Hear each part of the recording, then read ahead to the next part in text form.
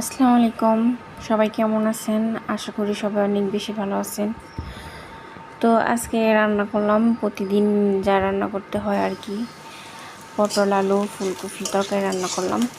প্রত্যেক দিনই কারেন্ট থাকে না, তো রান্নার সময় একটা সমস্যা হয়ে যায় আর কি। তো দেখতে থাকেন, আশা করি ভিডিওটি ভালো লাগবে।